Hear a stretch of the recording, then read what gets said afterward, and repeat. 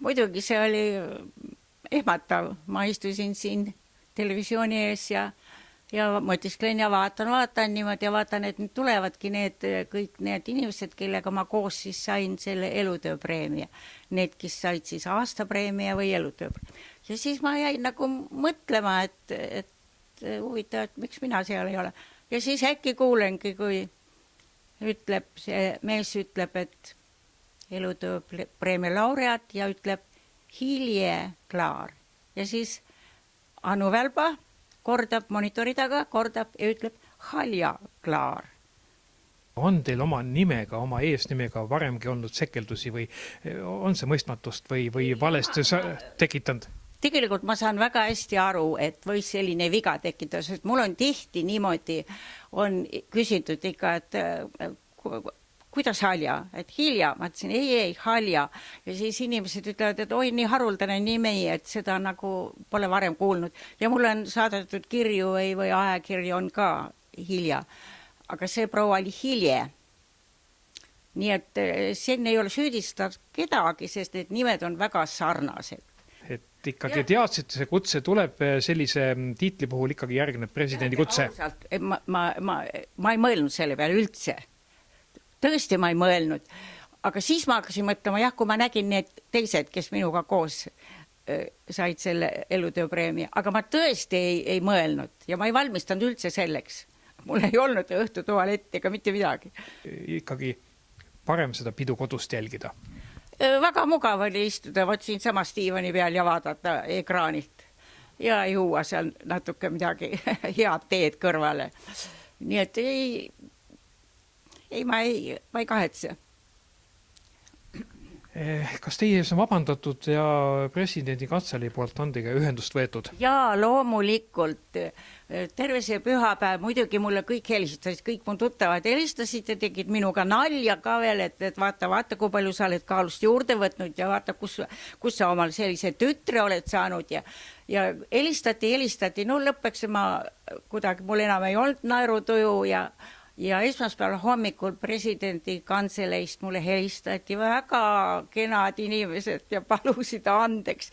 Ja me ajasime tükk aega juttu ja naersime omavahel ja ma ütlen, et presidendi kantsele ei ole sugugi selle süüdi, sest lihtsalt on juhtunud sellised nimed.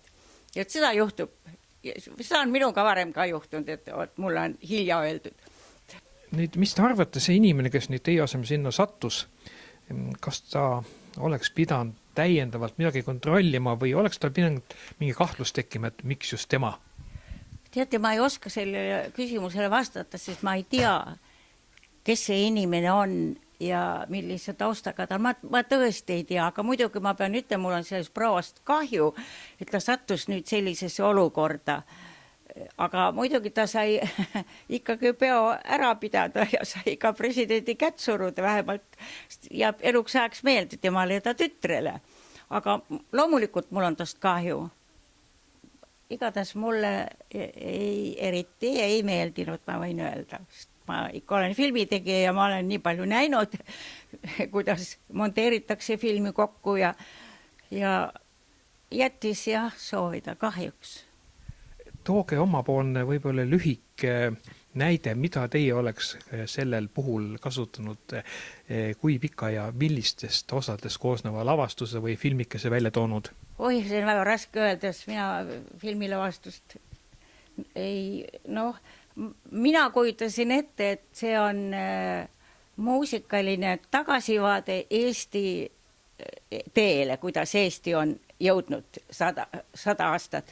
Ja ma oleks kasutanud väga vana muusikat, oleks kasutanud need vanad meistrid, kes kunagi Peterburis õppisid ja kasutanud nende muusikat ja siis oleks kuidagi valinud helge muusika ja siis näidanud võib-olla ilusad Eesti maastikku ja Eesti merd ja võib-olla seda rasket sõjaaega, võib-olla ma oleks näidanud, kuidas meri mühiseb ja kivide vahel vesi voolab ja võib-olla helidega andnud seda, Ernesaksa näiteks, Tormide rand, võib-olla oleks kasutanud seda muusikat ja võib-olla sealt Saksa aega, võib-olla oleks siis seda näidanud, siis ma ei tea, Lili Marleen näiteks võib-olla oleks või seda oleks pidanud tegema taktitundeliselt seda sõjaaega ja neid kannatusi, neid oleks pidanud väga taktitundeliselt tegema, et mitte pidupäeval seda halba kõike näidata.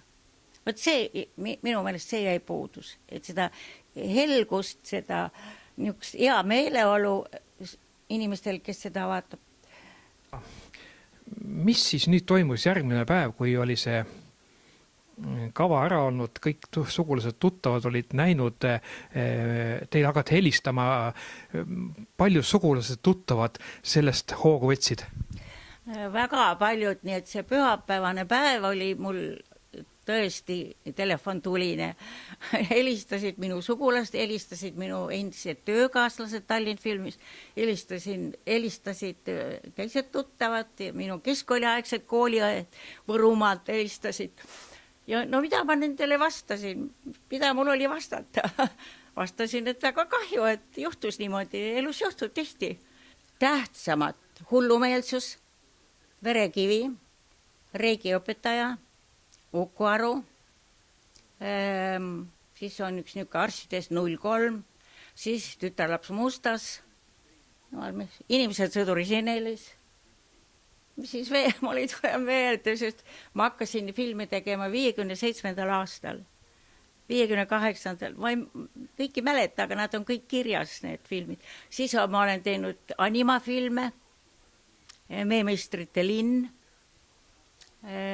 Ott kosmoses, sellest oli ka mingi preemia. Ja siis oli veel 7 kuradit, see oli üks väga huvitav film. Siis Naerupall. Ja need on nukufilmid kõik. Ja need veel on neid kunstilise filme on mul 21 ja neid animafilme on vist 10 kusagil. Igas elus, igas teemas, isegi koolis antakse võimalus õpilasel viga parandada. See nimetatakse vigade paranduseks. Kui nüüd presidendi kantselei teeb järgmise aasta vigade paranduse ja siiski kutsuteid uuesti kordusele, kas te lähete? Ma arvan, et lähen küll, kui elu ja tervist on, sest arvestades minu iga, see iga päev on, iga päevas pead tänulik olema, mis sulle antakse. Ühesõnaga ma teen, sest mul muud tööd ju ei ole. Ma ju teen, kogu aeg maalin. No siin on maastikud ja meri ja...